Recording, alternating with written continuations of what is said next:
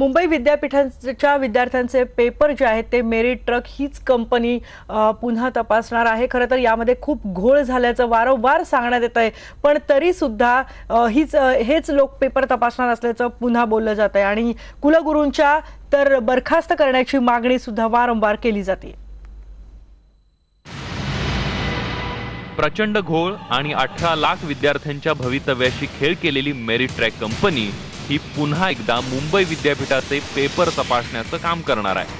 Paper तपासणीची प्रक्रिया पुन्हा ऑनलाईन असणार आहे, तर दुसरीकडे या एकूण प्रकरणाची न्यायालयीन चौकशी करण्याची मागणी पत्राद्वारे विद्यापीठाच्या शिक्षक आणि विद्यार्थी संघटनांनी राज्यपालांकडे केली आहे। या सगळ्या प्रकाराची सखोल चौकशी होण्यासाठी प्रथमतः कुलगुरू डॉक्टर संजय देशमुख यांना तातडीने बरतर्फ केलं पाहिजे आणि त्यांची न्यायालयीन चौकशी केली पाहिजे। त्या कंपनीशी कोणाची लागेबांधी आहेत याची सखोल चौकशी केली पाहिजे।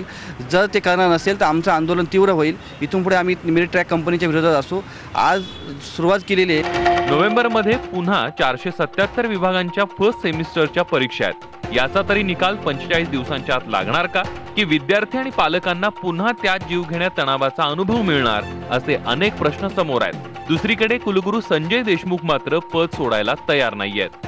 याबाबत मुंबई विद्यापीठाचं म्हणणं आहे की मेरिट ट्रॅक कंपनीशिवाय दुसरा पर्याय नाही आणि आता त्यांना अनुभव आलाय, तर त्यामुळे कंपनी चांगलं काम करेल। मात्र याला प्रचंड विरोध होतोय। शुक्रवारी परीक्षा मंडळाची बैठक आहे, त्यात या सर्व विषयांवर पुन्हा चर्चा होणार आहे। एकूण विद्यापीठाचा कारभार सध्या तरी प्रभारी यंत्रणेवर सुरू आहे आणि जोपर्यंत कुलगुरू बाजूला होत नाहीत तोपर्यंत नव्याने कुलगुरू नियुक्तीची प्रक्रिया करता येणार नाही। मनमानी करून लाखो विद्यार्थ्यांच्या भवितव्याशी खेळणाऱ्या कुलगुरूंना अशी सूट द्यावी का, हा प्रश्न सरकारसह विद्यापीठाच्या कुलपतींना विचारला जातोय। व्हिडिओ जर्नलिस्ट संदीप मोरेसह रफिक मुल्ला, IBN लोकमत, मुंबई।